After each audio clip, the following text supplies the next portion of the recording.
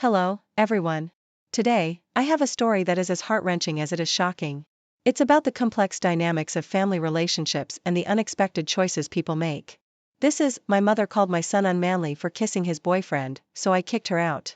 Get ready for a tale that will keep you on the edge of your seat as we dive into the intricacies of love, acceptance, and standing up for what is right. So, sit back, relax, and let's dive into this captivating story. My mom is a conservative woman. The apple fell far from the tree with me. My mom and I, male 40, already have a rocky relationship because of my religious beliefs. I'm agnostic. My mom is the type of person to try and trap you in her beliefs. Well, despite all that, she's divorcing my dad and going through the divorce right now, and she left the house. She came to my doorstep the other day while my son was at school, asking me to stay. I wanted to say no, but against my better judgment, I let her. I don't think I should have let her in the first place. She would only stay with me for the night to see her family in another state. My son is bi and has a boyfriend. His boyfriend usually comes over after school. They study here, and it simply didn't cross my mind that he'd be coming over. He ended up coming home with his boyfriend. He's aware of my mother's beliefs. I was stuck, trying to avoid an argument. I just said that they'd be studying together and left it at that. Well, I guess when he was leaving, they kissed, and my mom saw it, came to me fuming, asking if I knew about these sins going on under my roof. I reminded her that those aren't sins under this roof, and it's my house. We went back and forth. The argument consisted of her saying that this was way too far. He's only a teenager, and these phases shouldn't be supported, and me just saying to zip it and act like an adult about this and not traumatize a child or don't let the door hit you on the way out. It wasn't until she decided to go to my son impulsively in the middle of my argument, telling him he was unmanly and emasculating himself, acting like a woman. She said that he needs to stop trying to use women's people for themselves. No clue what that meant, and that he looks like a fool spreading the image that he's some feminine male. She tried saying he was going to the bad place, but I walked her out of his room. I told her to get her stuff and find a new place to stay. She argued that she was just saying it like it was. It's a sin. I said that if she focuses on sins, focus on hers with divorcing her husband, and we went back and forth for over 30 minutes of me trying to get her out of my house. Finally fed up, I grabbed her bags, put all her stuff in them, tossed them outside, and told her to get out. Or I'll get more extreme with this. I called my sister to come pick her up. She was waiting for 15 minutes, Mac's mom made it a point to tell the whole family, and they told me that doing that was an idiot move because they made her uncomfortable because we knew her beliefs. I don't think that's right at all. Their reasoning is a no in my opinion, but solely for what I did. Am I the idiot? I feel my only dumb move was letting her in, not the idiot. She claims to be a Christian, but skipped the verses about not judging or loving one another. Your responsibility was to your son, and you took the action necessary to protect him and make sure he knew that you would. Your mother sounds horribly toxic, unfortunately, like a great many people. I'm glad your son is raised by a parent like you and not her. This story has a hypocritical choosing beggar idiot, and it's not you. She disrespected your rules in your house, even while you were doing her a favor. She couldn't zip it for 24 hours. Even if she disapproved, she could have gone to her room and shut up until the morning, or left of her own accord. She chose to die on the hill. Think of it this way, at least now it'll be much easier to go no contact after this, and your extended family told on themselves. Grandma sucks. Get a rainbow flag for the front porch. Maybe it'll work like garlic on vampires, and she'll stay away. I'm 29 male, currently planning a wedding, and we're getting into the nitty-gritty details. For background, my parents got divorced when I was 5. The divorce happened after my dad fell in love with his current wife, my stepmom, Alice. They claimed they didn't cheat, but waited to be separated before anything physical happened. I don't know or need to know whether that's true. My dad and Alice got married, and we were living together by the time I was 7. They had my 2 siblings within the next 4 years. My parents had split custody, and Alice was 100% a mother figure to me. We're very close, and she's been there for me in every tough moment. She also helped pay for my college and grad school, which I greatly appreciate. My mom is a good mom, but we've never been as close as I am with my dad and Alice. Our personalities are very different. We're planning the first dances right now, and have my first dance with my fiancé, and she has hers picked out with her dad. Her parents are still married, so there's no drama there. But being so close to Alice, I really don't feel right excluding her and only dancing with my mom. So I asked her if she'd be comfortable doing one with me as well. She was overjoyed and cried with emotion. I'm really excited about it, but once my mom found out, she flipped out, said I'm replacing her as my dad had replaced her. I told her it's not a replacement, but she's been so supportive of me my entire life, and I consider her a true bonus mother, so I don't want to exclude her. But she doesn't want to accept that. So yesterday, my aunt, mom's sister, called me and ripped me a new one. I know it's a little controversial, but in my heart, it's what I really want to do. Am I the idiot for going through with this and having 2 mother-son dances? Personally, I've been to a few weddings with steps involved where there were 2 mother-son or father-daughter dances, and it seemed really sweet, not like overkill. I will do the shortened versions of the songs, so it won't be too long if that matters. Not the idiot. Alice has been in your life since you were 5. So basically, most major formative years and events, she's been extremely supportive, helped you get through school, and has been a true mother figure in your life, and you want to share this big event with both of your moms. If your mom doesn't want to share that time with Alice, no one can force her. But she also can't force you to snub a woman who's always been there for you from such a young age, because she's still hurt by something that happened decades ago. Yes, and I know it's not for me to judge people holding grudges, but OP said they divorced when he was 5. He's now 29, and his dad and Alice are still together. It might sting, but it's also reality. OP's mom must come to terms with the reality of the situation, and now her son has replaced her. This woman stepped into her life and took her child. Their relationship is arguably closer. Wouldn't you have a problem with that? OP, when you're saying your vows to your wife, staring into her eyes, and telling her how much she means to you, I want you to picture your future family. Now imagine your wife having intimacy with some other dude, and your wife unrepentantly says, well, screw you, you're not good enough, and she leaves. So all you have left in the world is your child. And now you're looking your mom in the eye and saying, yeah, of course, she's just better than you. Dude, just wow, your lack of empathy for your mom is staggering. My point is that don't be surprised if your mom doesn't attend the wedding. Don't be surprised if you never talk to your mom again. Dude, your mom's life was burned to the ground, and now you're hugging and dancing with the woman who lit the match in front of a crowd. Man, I just can't fathom hating my mom that much, but you do you, idiot. I agree. If Alice was a good person, she would manage some empathy for the woman who's OP's actual mom. She could say, honey, that is such an honor to be asked, but I don't want to hurt your mom. And as a mother myself, I know just how hurtful it would be. You should share that special mom dance with just her. OP, this woman broke your family and then warmed her way into your heart with money, and you're saying it puts her on the same level as your real mother? Wow. I, female 29, own my own apartment. It was inherited, and I know I'm extremely lucky. However, to be able to keep the apartment, I rent out a room. We share a kitchen, a living room, and a bathroom, and have separate bedrooms. When my current roommate, female 26, signed the contract, I reviewed it with her. Mostly standard stuff, but one section is added that no cats or babies. Children are allowed. Cats because I'm highly allergic, and children because I don't want to live with a child. Children visiting is fine. We have an agreement that any long-term visitors will need to be cleared by the other person. Breaking those rules will lead to eviction. We get along great. We're quite similar in our habits. She always pays her rent on time, and there is no food stealing. After about a year, she calls me into the bathroom one day. Standing in front of the mirror in a foreign-fitting stretchy dress, she looks at her stomach. She asks me if I think the dress still fits her. I could see her stomach was bigger, but I sometimes look like that in the evening, so I assumed she was bloated. I brush it off and say she looks fine. We should normalize being bloated at the end of the day. She gives me a weird look before she says she's not bloated. She's 3 months pregnant. Yep, that's how she decided to tell me. Anyway, I'm kind of taken aback as it came out of the blue. She's never mentioned it before or wanting a kid or a boyfriend. Found out the pregnancy was from a one-night stand. After probably looking like an idiot for a few seconds, I calmly congratulated her. Not with a lot of enthusiasm per se, as I really don't get excited about the idea of pregnancy and babies, and this really was a surprise. But I was polite enough after an awkward silence before I made up an excuse to have to go study. A few weeks go by and we kind of just go back to normal. While making dinner one evening, I ask her if she's found a new place to stay. She's really confused and asks what I mean. I reminded her of the contract she signed that says no babies can live here. I tell her that she can stay up until the baby comes, but it's wise to look for a new place soon. I don't know if she assumed she'd be able to continue to stay here with the baby, but I guess so. A few days later, I started getting texts from her friends calling me an idiot for kicking out a pregnant woman on the street. She has like 5 months to find a new place, and I charge a pretty average rent for the room, so it's not like she can't afford other places with roommates. I completely understand why I might seem like an idiot to some, but I genuinely think I'm in the right here. Why should I ignore my boundaries and comfort because my roommate decided to have a baby when she knew from the beginning it's a deal breaker to live here? Anyway, I guess I'm here to get a wider perspective on this. Not the idiot.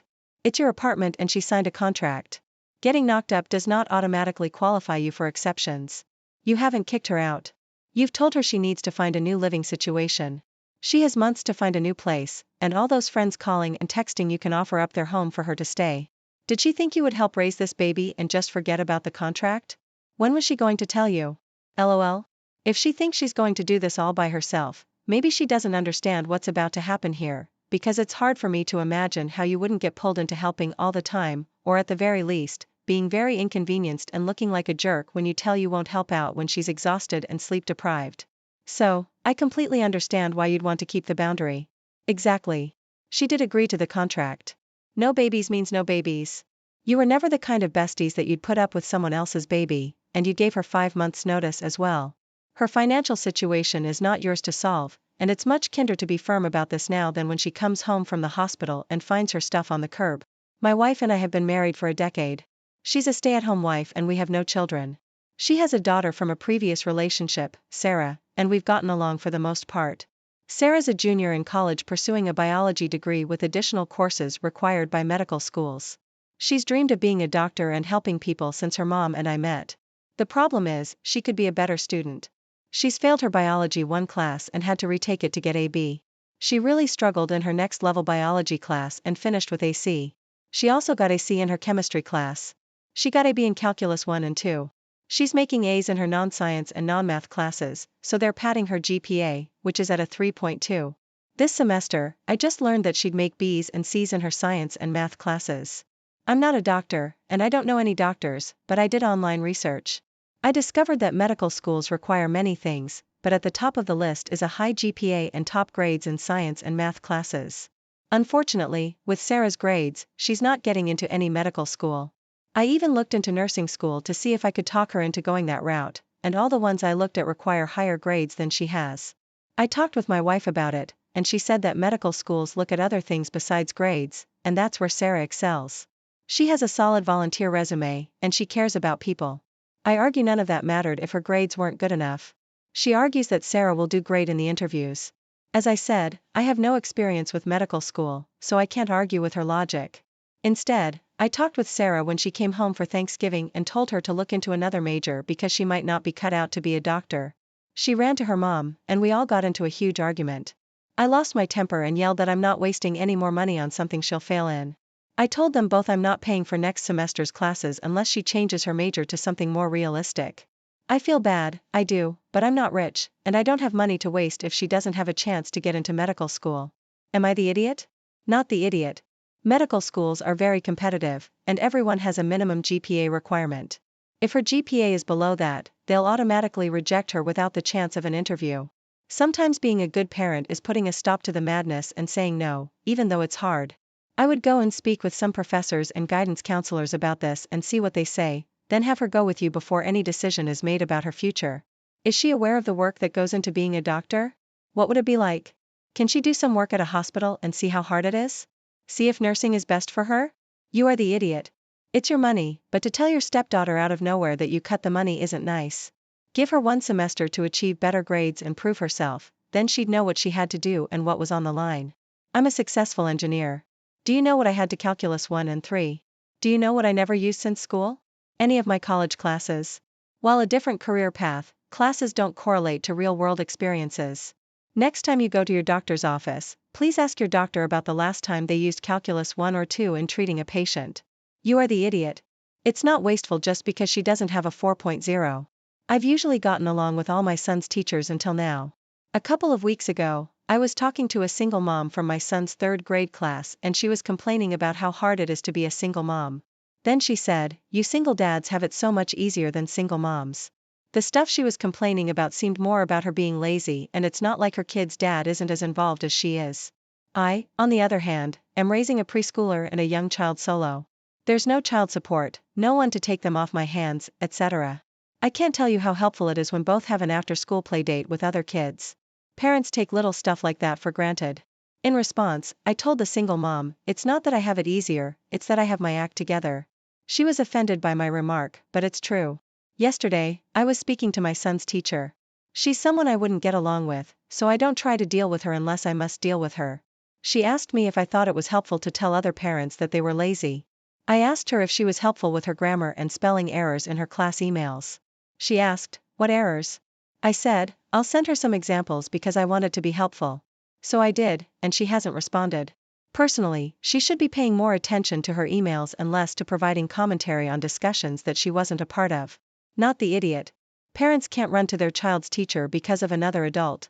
Also, if she took that as you told her she's lazy, then that's on her. She obviously knows it's true and got offended by it. Also, no reason for a teacher to mingle with parental stuff that has nothing to do with the child or education.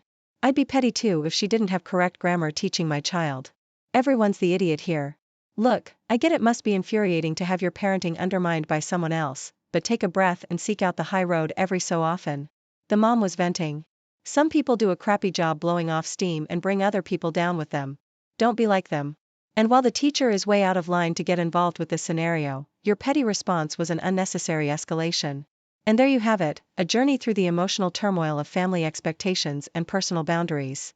If this story resonated with you or left you wanting more, don't forget to hit that like button, subscribe to our channel, and ring the notification bell to stay updated with our latest stories. Share your thoughts in the comments below. Have you ever faced a difficult choice about family and personal values? Until next time, remember, standing up for yourself and your loved ones can sometimes be the hardest, yet most important. Welcome back, everyone. Today, we're diving into a story that highlights the struggles of parenting and the fine line between fairness and discipline. Imagine being caught in the middle of a sibling rivalry where one child's desire for equality turns into threats and chaos. This is a gripping tale of a mother who faced a tough decision when her daughter threatened to destroy her brother's belongings if he didn't share. Let's unravel this nerve-wracking story titled, "My daughter threatened to destroy my son's belongings if he didn't share, so I grounded her. Am I the bad parent?" Let's get started. We recently got 2 horses. My younger daughter, a young teen, wanted them, as she's been learning to ride. My older daughter, nearly adult, was against them. She's much more apprentice-y and didn't want to deal with the mess and chores that come with horses. But we told her it wouldn't be something she'd have to deal with, and that her younger sister promised to take care of all of it. Well, recently, the older daughter's been disrespectful at home and staying out too late, and her grades have been slipping. We warned her to shape up, but last week when we heard that she'd been needlessly insulting her younger sister while I was out running errands, I told her that she'd be cleaning out the stable each day for the next week, as punishment, and that her sister would get a break. She got upset and offended and said we promised she'd never have to go in there or scoop horse poop. I said I promised it wouldn't be one of your chores, of course. But obviously, punishment is supposed to be something outside of your normal chores and something you won't like, and I thought it was perfectly fair here. She's been doing it for 3 days now, but seems very resentful of our broken promise, acting very disgusted, and keeps begging to get out of the rest of it. But I said I thought it was fair, and she was overreacting. Am I the idiot? You are the idiot. You bought 2 horses for your younger daughter and promised the older daughter she wouldn't have to be involved in their care. You broke your promises. There were plenty of adequate and appropriate punishments available you could have given your daughter for staying out late and letting her grades slip. Are you deliberately trying to stir up resentment between the 2 sisters? Because this is how you get resentment between 2 sisters. Exactly. Horses are a pretty big gift. Does your oldest child get the same treatment as your youngest child? It could be resentment building up and causing her to act out, and being forced to take care of her sister's huge gift will only worsen the resentment. I was wondering the same. Horses are a huge gift. After the purchase price, there's still upkeep, vet bills, farriers, tech, and food, and not just 1 horse, but 2. My child used to ride, and even leasing a horse cost a small fortune, but buying 2? OP, have you given the older daughter a comparable gift? This whole story reeks of favoritism. I bet money the older one hasn't gotten anything but increased chores, so the precious perfect golden child doesn't have a thing to do. And I need more information about who said she's been needlessly insulting to her younger sister. Was it the younger sister tattling? And what is needlessly insulting? Is there such a thing as needfully insulting? And isn't that part of sibling squabbles, being needlessly insulting? And I'm sorry should suffice for that indiscretion, in my honest opinion. Your oldest daughter isn't the golden child, obviously, so you want her to be Cinderella. I, 28 male, have this friend, Charlotte, 29 female. Charlotte and I go way back. We were at a bar one night, and we just happened to get into a small argument about something personal. So, we spent a few minutes just bitterly drinking, and not talking to each other, when this weird guy walked up between us, and started saying awful things to her. Charlotte kept glancing at me, and by the expression on her face, I could tell that she was completely frozen, and wanted me to help her out. However, I was still bitter about our little disagreement, so I turned away from her, pulled out my phone, and surfed the web. That guy talked to Charlotte for about 5 minutes, and said the weirdest stuff. I couldn't help but glance back at Charlotte, and it looked like she was almost about to burst into tears. I decided that enough was enough, and I told the guy to take a hike. We got into a verbal fight, but the guy eventually left. Once we were sure that the guy had left for good, and he wasn't just standing around waiting outside, I walked Charlotte back home. She just said passive-aggressive stuff like, "I hope you enjoyed yourself, and it's a good thing you took your sweet time." When we returned to her apartment, she was still angry at me. Am I the idiot? Oh God, you are the idiot. You held so much power in this situation, and you decided to use it to let your friend remain terrified. You intentionally used this to hurt her, not just petty normal fighting, but to allow someone else to abuse her actively. This could have put her in danger, and she knew that. She knew that you were okay with her being verbally abused while you actively decided not to help. Yeah, you are the idiot. I cannot say enough times, you are the idiot. When a woman gives you the pleading, "Get me out of here" stare, you do it, period, no matter how upset you are with her at the moment. The instant a creep harasses her, and she signals you, you help. Heck, even if you don't know her, and she's being clearly harassed, step in. This is how bad things happen, because no one steps in. The actual heck, dude, did you really need the whole internet to tell you you're the idiot here? You're her friend, and you just watched that happen, and listened? I doubt you're friends much longer. I hope your mild argument with Charlotte was worth losing a friendship over. You broke so many friend codes by doing that. Who needs enemies with a friend like you? My daughter, kindergartner, has some severe food intolerances. Eating the wrong thing frequently ends in a hospital visit. She has snack time at school, where the kids bring in their own snacks. I found a really fun snack for her online that she can actually eat, and I've been sending that in with her for months. On Tuesday, when I opened her bag, I found that the snack was there untouched, so I asked her why. She told me it was too tough for her to open. I asked her about the previous weeks, and she told me that her teacher used to help her, but doesn't anymore. I encouraged her to ask her teacher the next day. The next day, the snack was still unopened, and when I asked her about it, she told me that the teacher told her she needed to learn to open her snacks at snack time all by herself. So, I sent the teacher an email explaining that the snack is quite tough to open, even for adults sometimes, and that it would be super helpful if she could help my daughter open her snack when she's unable to do so. Otherwise, she has an 8-hour school day with only her lunchtime to eat. I was nice about it, but you better believe it did make me a bit angry that she'd rather let a kid go without a snack while all the other kids ate one than help a young child open a snack. I picked her up on Thursday, and she still had an unopened snack. At this point, I called the teacher to ask what was going on, and she said that their goal for the last few months of kindergarten was to promote independence, and that she couldn't do that if they had to hold the kid's hand at every turn. She said it might help if I sent my kid in with a normal snack instead of such a bizarre, difficult to open one. She's very aware of my daughter's food intolerances. At this point, I politely thanked her and called the principal, asking him to move my daughter to a different classroom. I said that it was very inappropriate to emphasize that my daughter's snacks weren't normal enough, given that she could not live a normal life. I wish I could give her some Cheetos or a pack of cookies like the other kids get, but I can't, and I just wanted my daughter to have something a little bit more fun when all the other kids were eating those things. She moved rooms, but her previous teacher sent me a message about how I've really made things difficult over a snack. Apparently, they've started an investigation and are monitoring how she interacts with the kids. 2 of the moms that she knows better than me commented in the moms group chat that the way the teacher was treated in regards to this is completely unfair, and that a child's food issue shouldn't be their teacher's issue to deal with. So, am I the idiot? Should I just send in a different snack? Edit. I asked a couple of times why I can't open the snack before school. For some reason, the school policy is that the snack has to be a single-serve item in a sealed package and not in a Tupperware container, and it won't allow repackaging. Also, kindergartners are not allowed to carry scissors, no exceptions. Not the idiot. If they're making requirements of how a snack is packaged, then they're responsible for ensuring said packaging is open for the child if the child has difficulties opening it, regardless of food intolerances or allergies. This has nothing to do with teaching kids independence. Yeah, I don't think letting a kid miss out on the snack time that everyone else gets when her mother gets her a snack that agrees with the school policy teaches anything other than discouraging her from asking for help in the future. This teacher sounds lazy or entitled.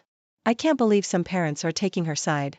Also, for the teacher to contact you afterward and complain about your concerns was really unprofessional. I teach high school students who need help with opening stuff sometimes or fixing things, and sometimes I ask them for help too.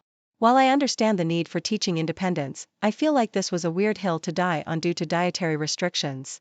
Also, I hope you've screenshotted the conversation of the mothers moaning and shared that with the principal, as that shows the teacher's been gossiping. A coworker started to develop feelings a month into knowing me. Let's call him Gray. It may not be something too deep, so I was flattered. I told him I wasn't interested since I had just gotten out of a long-term relationship. A month after this rejection, Gray asked me to be his girlfriend. Again, I rejected it. He said it was cool, but he'd appreciate it if I didn't cut him off. I didn't, as he was a nice friend to have. I had to reiterate to him more than once after this that there was no chance I was reciprocating the feelings at all. One day, one of my closer coworkers let me know that Gray would ask her what my plans for the day were, and if I had any, he'd ask her where I'd be going and who I'd be with. He'd also ask her if I was hanging around any other male coworkers. One time when we were out to lunch with our team, our boss gave us the rest of the day off. That meant we'd be free to go home or hang out after lunch. I told everyone I'd be off home, as I was too tired. He offered to bring me home, and I declined. He snapped and started almost begging me to bring me home, but I just kept declining. He said then, "Fine, let me book you a taxi," and proceeded to type my address correctly when I knew for a fact that I never gave him my address. I was majorly uncomfortable at this point. He's done weirder things over the past year, stalking my family on social media, memorizing usernames of my closer friends on IG. He even found an old account I wasn't using anymore, shipping products he bought online directly to my address, even getting in a taxi and following me home. When I confronted him about it, he said he was just ensuring I was safe. Last week, while preparing to go home, it started to rain, so he insisted on bringing me home on his motorcycle. He followed me around the office saying, "Please let me bring you home." We were around other coworkers, but I snapped at him and told him to screw off and leave me alone in a relatively high voice. A coworker who was aware of the stories I told above overheard and told me I didn't have to react that way. I talked to a non-coworker friend about it, and he told me that this might be Gray's way of winning me over. Now I'm worried that I'm just viewing him as annoying and stalkerish because I didn't reciprocate the feelings and went off on him when he was being kind. Am I the idiot? Not the idiot. I'd say report him to HR. Stay away from him. He thinks he's Superman. See what he has on? That's not a cape. That's a frigging red flag. Also, screw that idiot coworker who told you not to react that way. They obviously don't understand or care about your situation, if they know the stories and expect you to always be calm. Majorly angry at that scene extra. Anyways, report him. Tell your family about him so that they can be aware and beware of him and his presence. Get a dog if you don't have one. Keep some self-defense stuff. This could escalate as time goes by. Do not give him a chance. This. OP, you're being stalked. Go to HR. Let them know you only want him to talk to you about work. He's not to offer you a ride home. If you see him follow you home or near your house, you will get a restraining order. Tell them if the company can't handle him, you're going to the police. And before you go to HR, I would write down everything that's happened, even if you don't remember the dates. Then I'd make a copy for them and for you.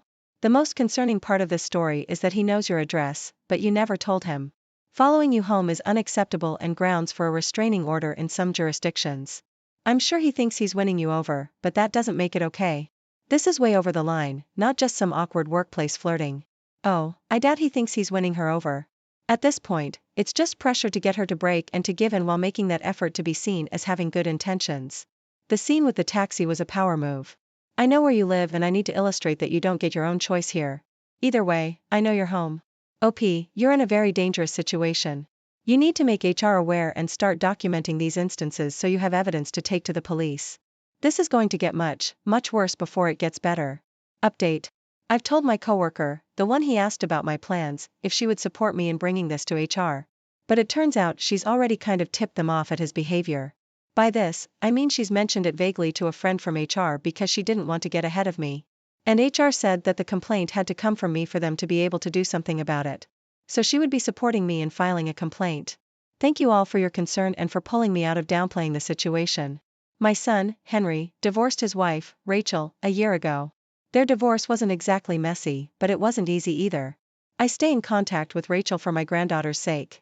My granddaughter's a preteen and Rachel also has another daughter, Amy, 3 years older than my granddaughter, who's not my son's child. She was from a past relationship Rachel had. Now, the thing is, Amy grew up calling me grandma for pretty much her whole life. I treated her exactly the same as I did my biological granddaughter. I'd always take candy for both of them, give them both a little bit of pocket money and hugs and love, and still do love Amy as much as I do my granddaughter. As far as I'm aware, she's my second granddaughter. When my son and his wife divorced, I stayed in contact with his now ex-wife to contact my granddaughter, and Amy has her own mobile phone. I also have her phone number and stay in contact with her occasionally. She still calls me grandma as well. I didn't think this would be a problem. However, last week when it was Amy's birthday, I gave Rachel some money to buy her a present for me. She was thankful, bought her a gift, wrapped it, and sent me a picture of her opening it. Later that day, my son came around to visit me, and my phone rang. Amy called to say thank you for your birthday present. My son told me he found it inappropriate for me to talk to his ex-wife and her daughter when she was not my granddaughter. He said I have absolutely no reason to be in contact with either of them, as I see my biological granddaughter regularly, and that she's the only whose family. So, his ex-wife and Amy, who are no longer family, have no reason for me to be in contact with them.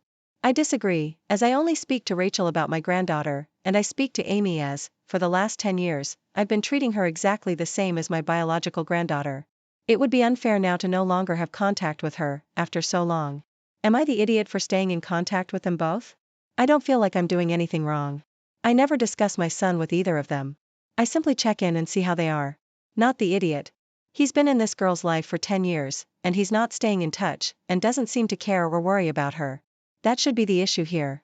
Be careful he doesn't decide to not let you see your other granddaughter, just because he doesn't agree with you. Your son is a major idiot though. Amy's been a significant part of your lives for 10 years, and your son is upset that you still talk to her, and treat her with kindness, instead of dropping her out of your life entirely, as though she doesn't matter at all. Is he demanding you do that to a literal child? No wonder his wife divorced him. What a selfish, spiteful idiot. Agree. That's a lot of time to form a bond beyond a casual relationship. Your son is selfish, thinking his anger towards his ex is more important than your love for the children. He cannot tell you to change your priorities. I understand that your son is hurting, but you're only demonstrating love for the kids. Once again, the father's in the movie clueless. You divorce wives, not children. Grandma gets it, but dad does not. Grandma, carry on. Family's not necessarily defined by blood. If you and Amy believe your grandma and granddaughter, then you are. Don't let anyone say otherwise. Thank you for joining us on this emotional journey. If this story resonated with you or sparked any thoughts, please give it a thumbs up and share it with your friends. Don't forget to subscribe to our channel for more thought-provoking stories and hit the notification bell so you never miss an update. And if you have a story of your own that you'd like to share, drop it in the comments or send it to us. We'd love to feature it in a future video. Thanks for watching. Hey everyone, welcome to our channel where we delve into the most heart-wrenching and compelling stories about family, relationships, and the human spirit. Today, we have a story that will leave you shocked and emotionally moved. It's called, My Daughter's Cry for Help, the terrifying discovery of her stepmother's abuse. This is a powerful tale about a father's journey to uncover the truth behind his daughter's suffering. Let's get right into it. What are you doing, Bill? Can a man drink that much? Lamented neighbor Mrs. Hogreave. She looked reproachfully at Bill, who was like a son to her. I'm in grief, don't you know, Mrs. Hogreave? Bill whispered, crying and swaying at the table with the drink in his unsteady hand. His red swollen eyes looked distracted and vacant, his cheeks and chin were covered with long stubble, which made him look miserable and untidy. Mrs. Hogreave wrinkled her nose. Yes, you are grieving, but she's grieving too. The woman pointed her hand at the little crying girl huddled in the corner of the sofa, and looking from there frightenedly at her father. She may be 100 times more hurt and scared than you are. She's only 6 years old, and not only has her mother died, but her father has turned into a monster. Mrs. Hogreave stood in the middle of the room, her eyes sparkling angrily. She turned to the little girl and spoke to her. Now her voice sounded very soft and gentle. Come with me, Esther. Daddy will come and get you when he gets a little better. Esther immediately responded to her neighbor's affectionate appeal, ran up to her and wrapped her little arms around her. Her little eyes looked hopefully at the kind elderly woman. And you, Bill, get yourself cleaned up and stop drinking. Esther will stay with me for a while. And remember, you are the most dear person in the world to her now, and you have to think about her first now, and not about how you're hurt and miserable. Mrs. Hogreave took the girl and left. There was an oppressive silence in the house. Bill's hand reached for his glass, but he suppressed that impulse. Mrs. Hogreave is right. It is necessary to live at least for Esther. The man collapsed face down on the sofa and tried to forget himself in an anxious sleep. Before his eyes, as on a film, flew all his family life. Here is his beloved Helen, beautiful and happy in her wedding dress. She happily tells him, you and I are going to live happily ever after. And then suddenly a very recent picture came to mind in which she, pale, exhausted by illness, with a headscarf on her head, was speaking again. but now her voice sounded quiet and sad. You should take care of her, Esther. Don't leave her. Bill shuddered at these memories and cried again, this time of great shame in front of his wife for not coping. A few days later, he, clean-shaven and sober, stood on Mrs. Hargreaves' doorstep. Hello, I've come for Esther, he said with excitement. Oh, you have come to your senses, the older woman looked at him sternly over her glasses. Well, come in, but you need to wait. I've put Esther to bed after lunch. She needs daytime sleep now more than ever. So you and I will drink tea meanwhile. I have baked donuts with her. Thank you, Mrs. Hargreave, for shaking me up. They sat at the table and talked quietly, reminiscing while little Esther was sleeping, curled up on the old couch. That's how my son used to sleep, Mrs. Hargreave said, looking at the girl. He was so cute. And then he had an accident at work. It was like I lost my meaning in life. I didn't know why I live, why I work. You are luckier than me, Bill. Look, there's the meaning of your life, sleeping on the couch. Esther woke up exactly 1 hour later. As soon as she opened her eyes, she immediately rushed off the couch and jumped on her father's lap. She happily stroked his shaven cheek, saying, Daddy, my daddy is back. At this point, I would like, of course, to say that everything had settled down.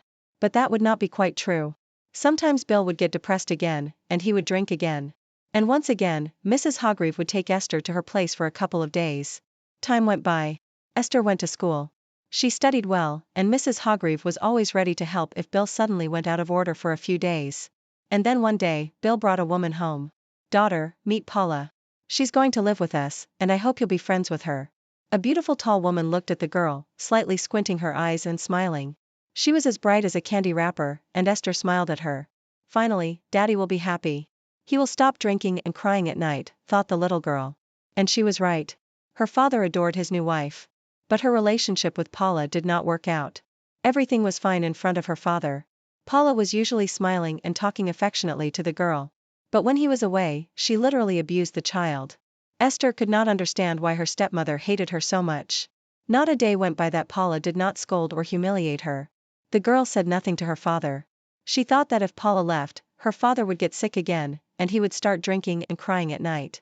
Noticing that her stepdaughter unrequitedly accepts all the abuse, the woman became brazen and sometimes began to beat Esther for the smallest mischief. Each time, the slaps grew stronger and more painful. What is this? Asked Bill once, noticing a bruise on the daughter's arm. But Esther only lowered her eyes to the floor, hiding her tears, and said that she had fallen accidentally. She saw her stepmother looking at her triumphantly and haughtily, standing at the window and folding her arms across her chest. After that incident, Paula, remembering how her husband had found bruises on Esther's body, was now smarter and tried to beat her so that no marks were left. The little girl became thin, pale, and cried a lot. But still, she kept hiding the reason from her father. Then Bill decided to ask his wife about everything. Paula, there's something wrong with Esther. Maybe she's sick, he suggested. What's wrong with her? She should be punished. She's rude and lazy, doesn't even wash a cup after herself. She just mocks me. I treat her with all my heart, and she looks at me like a wolf. The whole time, Esther looked at her stepmother with her eyes goggling. She had no idea it was possible to lie like that. Esther said her father sternly, What's going on? Why don't you listen to Paula? What do you want? But the girl could not say anything. In shock, her eyes instantly filled with tears. I want to go to my mummy. She finally shouted and ran to her room and stayed there until morning. It probably would have lasted a long time, or rather, as long as Esther's health could stand. But once again, Mrs. Hargreave intervened. She purposely spotted Bill rushing to work. Hello, Mrs. Hargreave. The man was pleased to see his neighbor. You've completely stopped coming to see us. In vain, both me and Esther are really missing you. Oh, I tried to stop by the other day to get to know your wife and to talk to Esther, but right then I had to go home. Why? Wondered Bill. If I tell you, you wouldn't believe me anyway. You'd better come home early from work. Best when Esther comes home from school. You'll see everything with your own eyes. Bill was on his way to work, and his heart was not in the right place. There was something in his neighbor's words that made him uneasy, prevented him from thinking about anything else but what was going on at his house while he was away.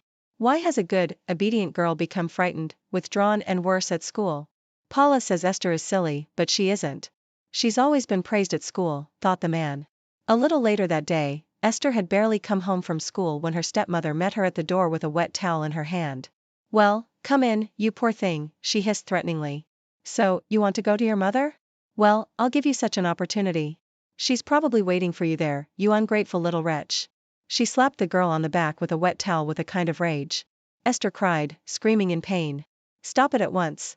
Suddenly heard Bill's voice from the threshold. He decided to take his neighbor's advice after all, and what he saw made his hands shake. Bill, darling, I didn't do it on purpose. She just drove me crazy. Let's give her to your mother or to an orphanage. It's not my fault. I don't know why she makes me so angry, shouted Paula. Are you crazy? An orphanage? I'll put you in jail. I never thought you were capable of such a thing. Bill rushed to his daughter. Honey, tell me where it hurts. Forgive me, my little one. Esther hugged her father tightly around the neck and cried loudly.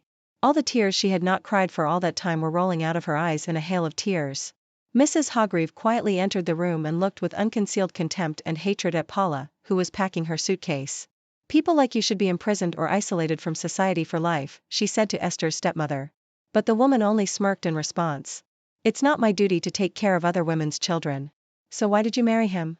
You knew he had a daughter, didn't you? Resented the elderly woman. Are you really that silly? I just thought I'd eventually persuade Bill to put the girl in a boarding school. Get out, shouted the man, still continuing to hold the girl close to him. Otherwise, I'm not responsible for myself. Paula, with her head held high, rattling her 2 suitcases, walked away.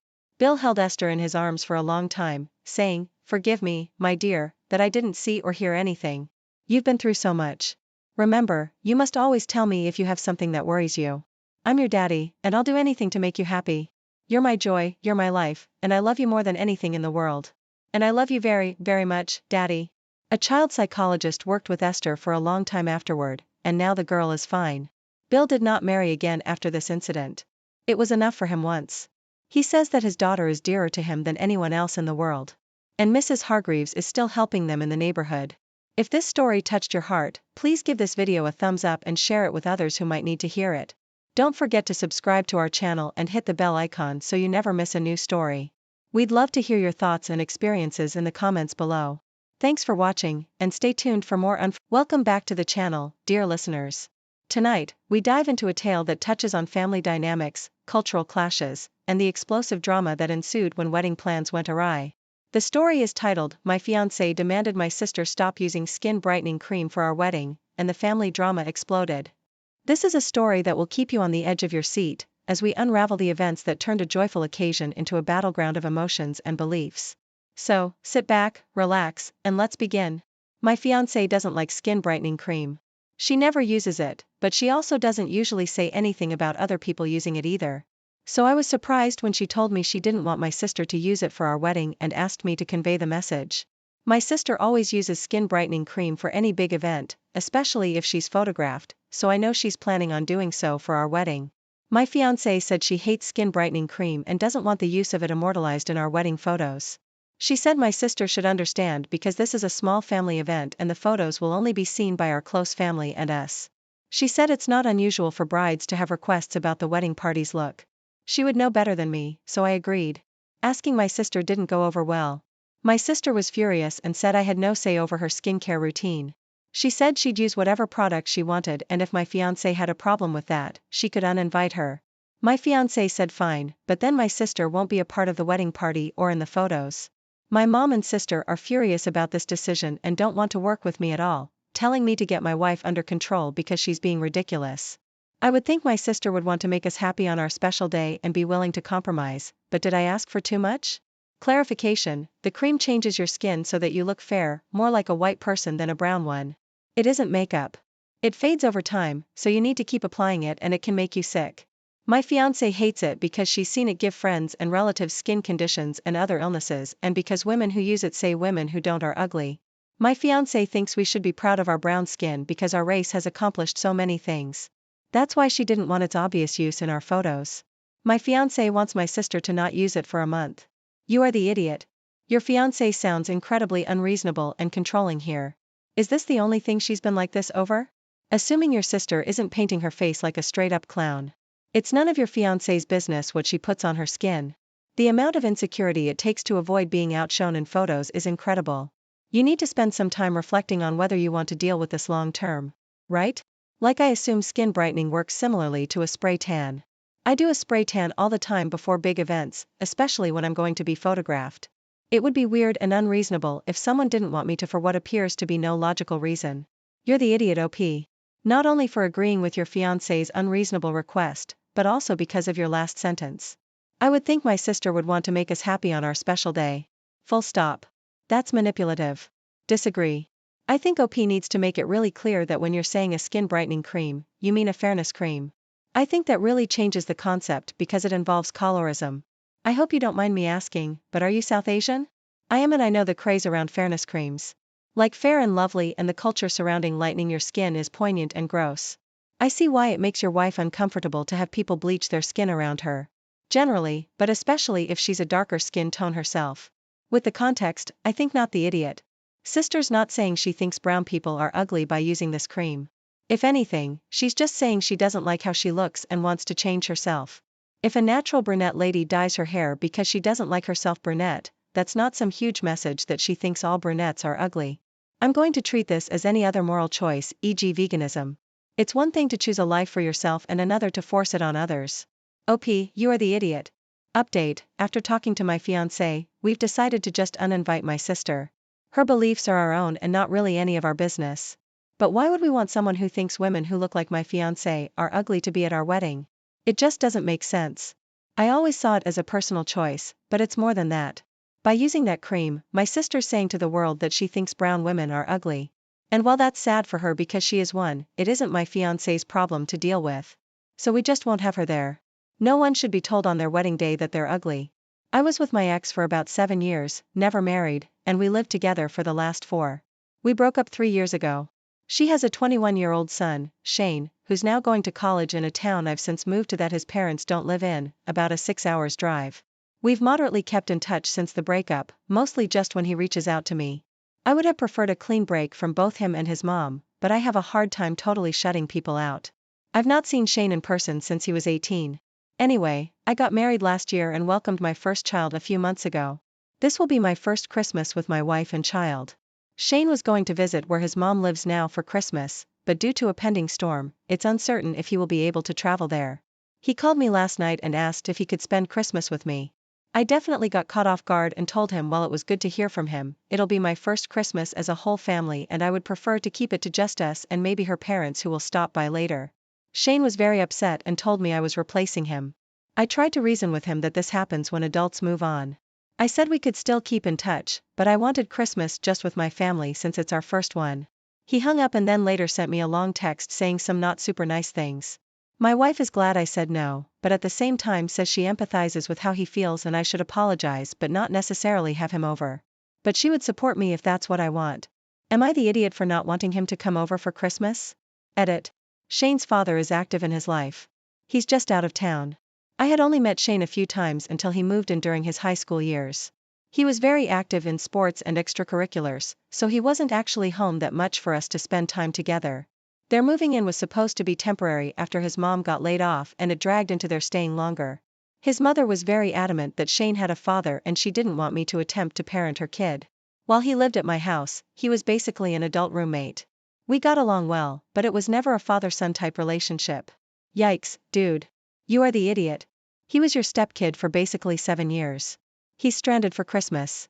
Would it seriously hurt you if he came for Christmas? I'm grossed out by this, not gonna lie. If virtually anyone with whom I have a stable relationship asked if they could come to my house for Christmas, I would say yes because it's Christmas. So you're obligated to keep in touch with someone for the rest of your life? Just because you were around for their formative years? I think it's highly inappropriate to keep in touch with the children of your exes, especially if you don't have an emotional attachment to them. You can't keep staying in their lives just to spare their feelings. Opie has his own feelings and the feelings of his own family. The young man mentioned in the story has a father, so it's not even like Opie was his only father figure. Disagree. Opie's an idiot. You either make a clean break or you let him be part of the family. You basically choose neither and this is why you have this issue.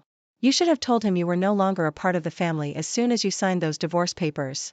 It still would have hurt a lot, but that's the proper way of doing things. Not just because it's inconvenient for you now. The only good thing is he's an adult now and this will give you the clean break you wanted. Even if it was the absolute worst way to do it.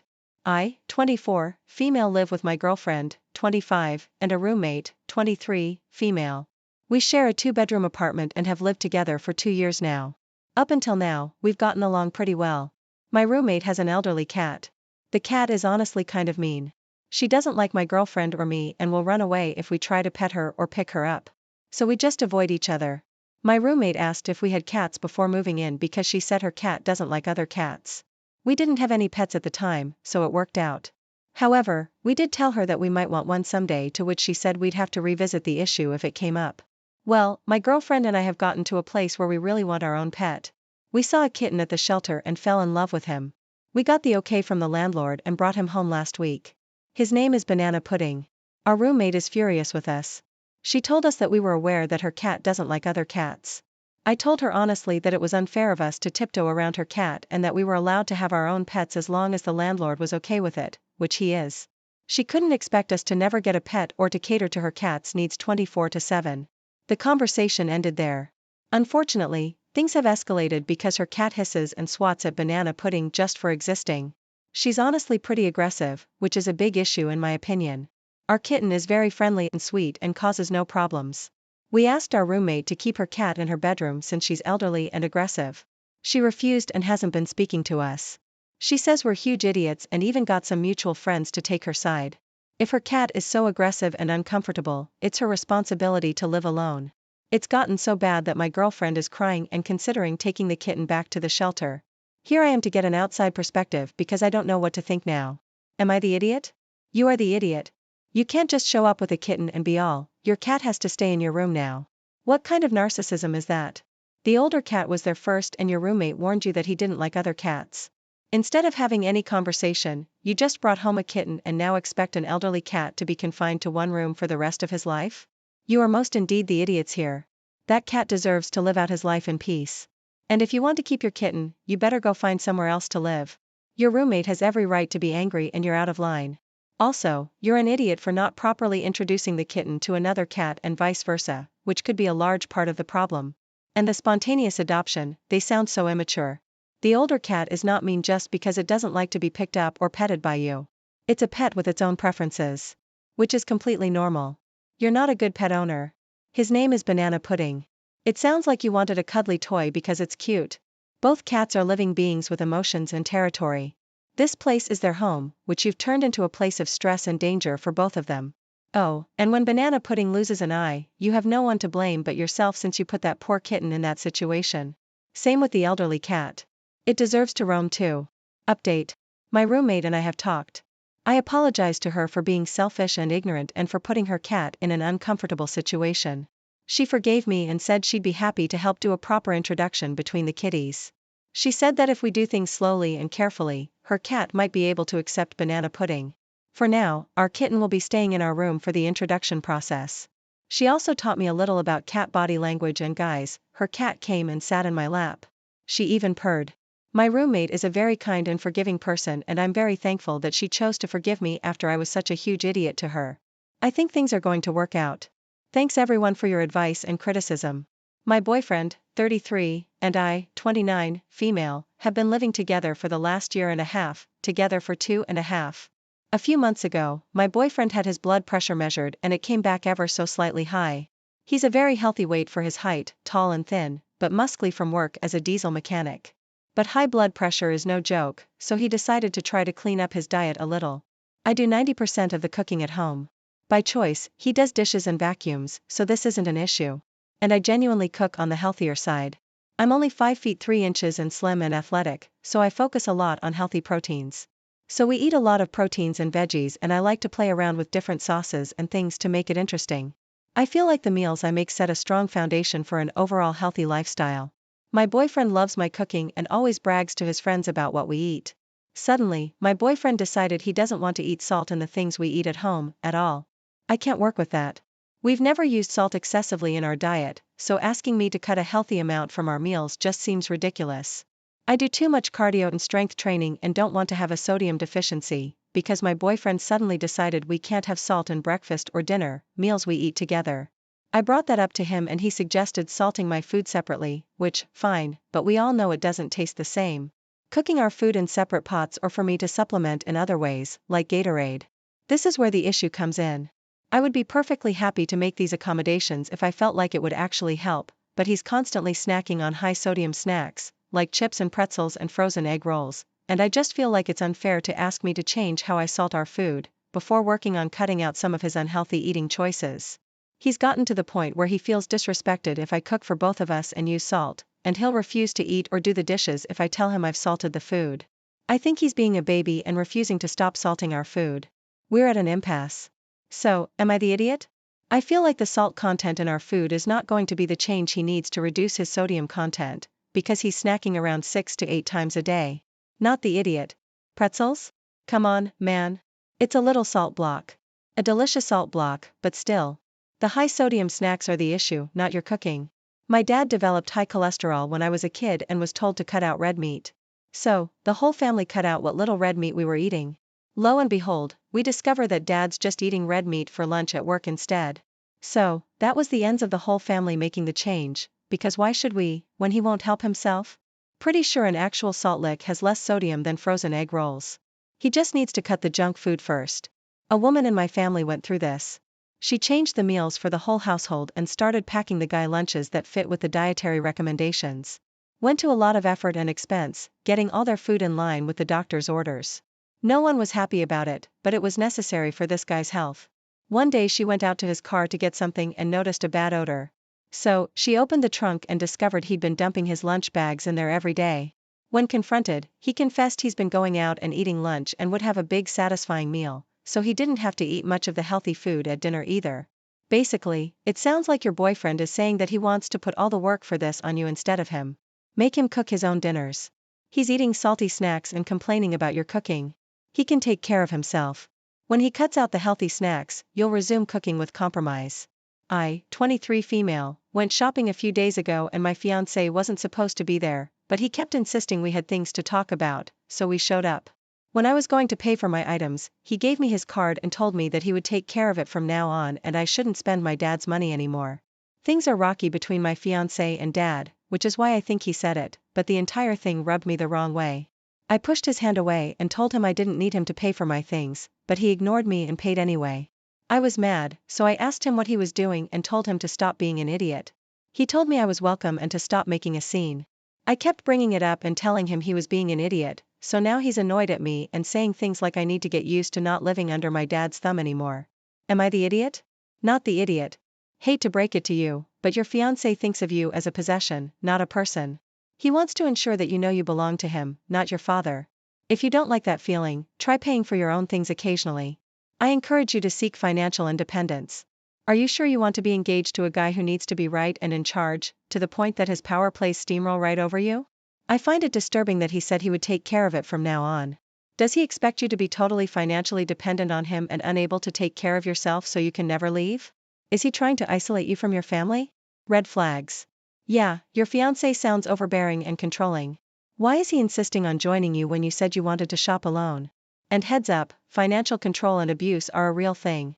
Make sure you are financially secure in your own relationship, so you aren't relying on him or your dad. Good luck. And that, dear listeners, is how a simple wedding request led to an unforgettable family confrontation.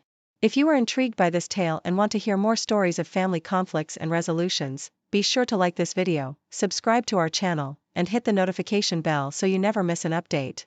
Share your thoughts in the comments below. Have you ever experienced a family drama that took you by surprise? Until next time, remember, the bonds of family are strong, but communication and understanding are key. Welcome back, everyone. Today, we're diving into a story that highlights the struggles of balancing generosity and dealing with the unreasonable demands of others. Imagine wanting to give your child a special gift, only to face unexpected obstacles from your ex's family. This is a gripping tale of a mother who wanted to surprise her son with a car for his birthday, but things took a shocking turn when her ex's family got involved. Let's unravel this nerve-wracking story titled, "I wanted to buy my son a car for his birthday, but my ex's family made outrageous demands." Let's get started. I had my son way too young with my then boyfriend. We split up when he moved away for college and became an absent father when he returned for the summers. He became more active when he moved back after graduating, and we started doing 50-50 custody. I was 24 then and went to community college and got into sonography school, and I'm now an obstetric sonographer. During that time, it came out that my ex had never graduated and was in enormous debt from gambling during his time away. It explains why with a full-ride scholarship and a degree in a high-paying field, he was working at the mall.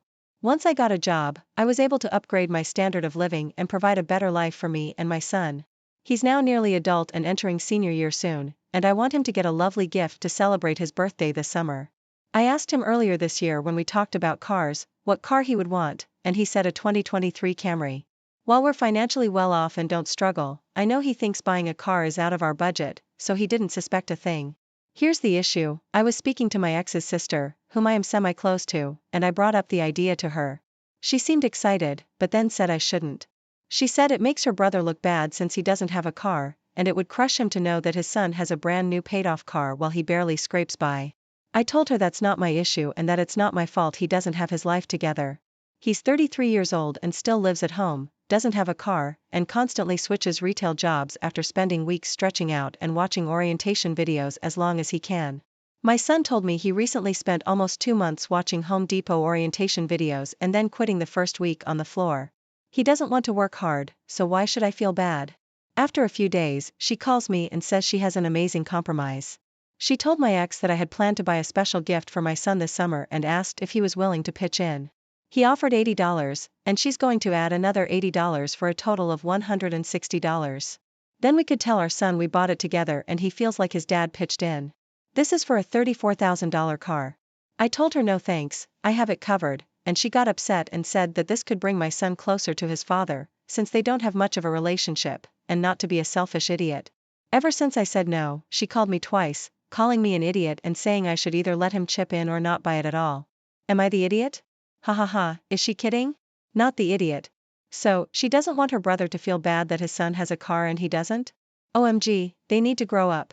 He does not work to improve his life, it sounds like, and that's not for you or your son to feel bad about.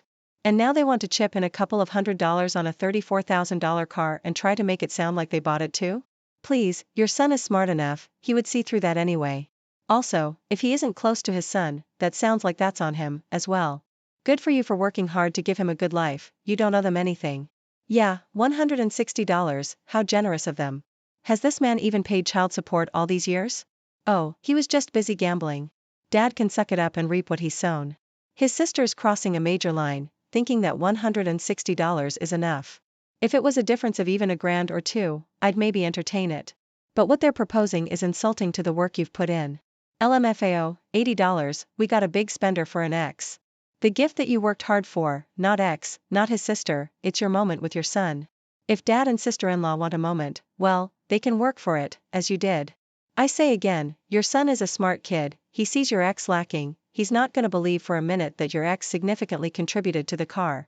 Here's the other thing, say son believes ex paid for half, the ex could turn around and guilt the son into lending him the car, because he sacrificed so much to help pay for it.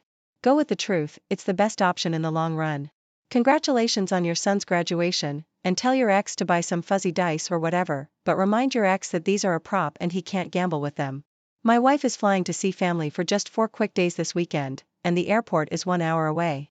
She returns back and lands at 10:30 a.m. on Independence Day. We have kids, and I want to take them to our town's wet parade and fun activities that morning for the celebration. We didn't make part of last year's celebration, and I was looking forward to this year's. She asked me to drop her at the airport. Initially I was all for it, but then learning about her return time, this is where the disagreement began. Our family car is in the shop, but we have a loaner from the dealer.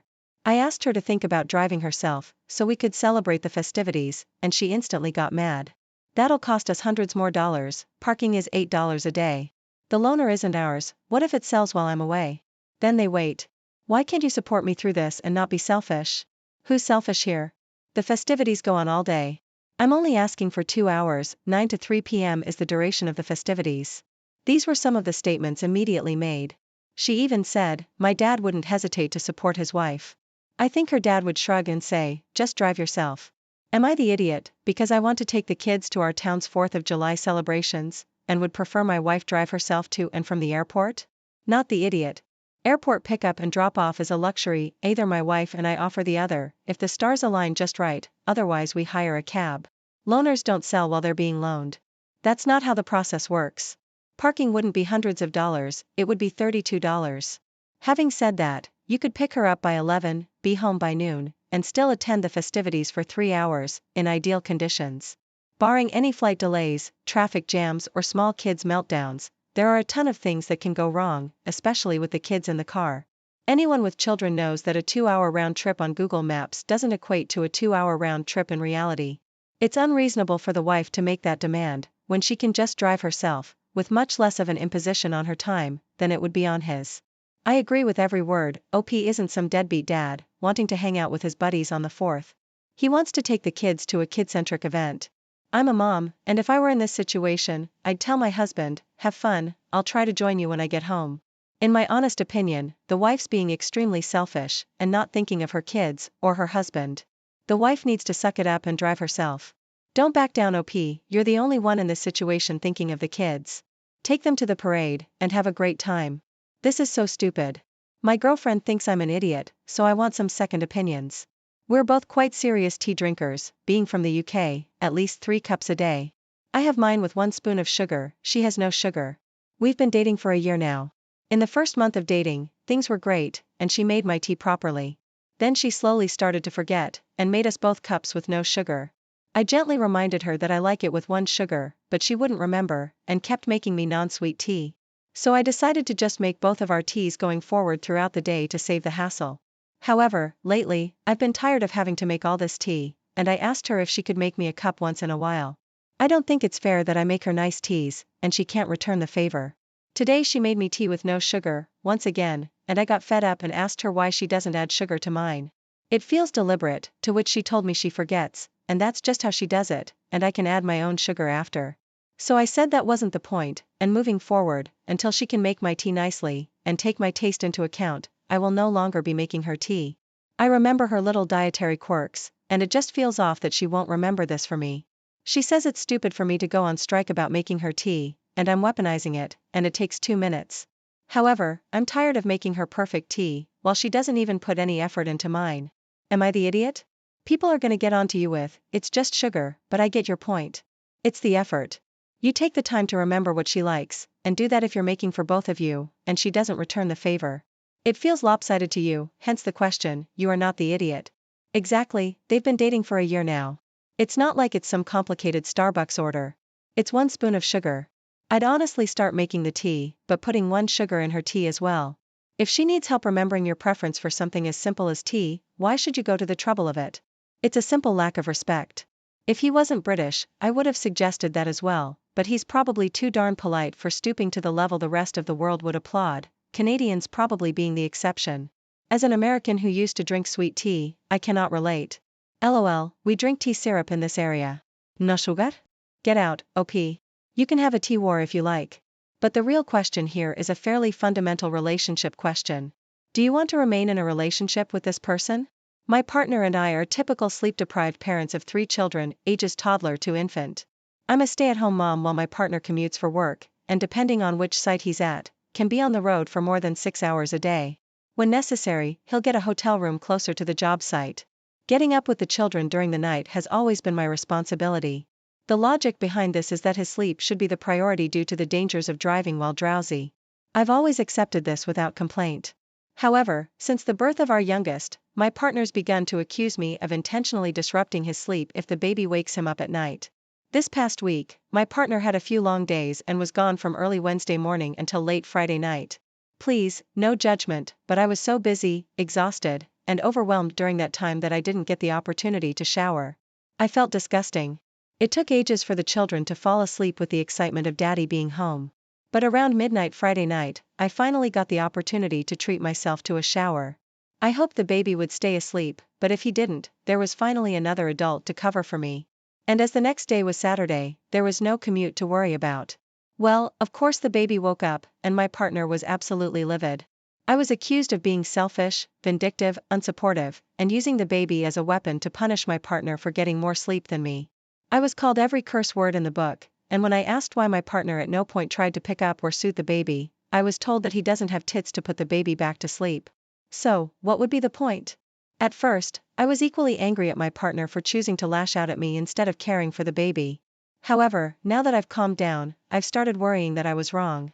While my partner's accusations were wildly off base, I may have been an idiot to just assume it would be okay for the baby to wake him, especially when the baby's nighttime care has historically been my responsibility. So, am I the idiot for assuming it would be okay to let the baby wake up my partner because I desperately needed a shower? Not the idiot. Even though you're a stay-at-home mom, that doesn't mean you're the only one with parental responsibilities. Letting your partner sleep while you care for the baby at night so he's not driving drowsy is a fine concept, but that doesn't mean he doesn't have to do anything ever at nighttime.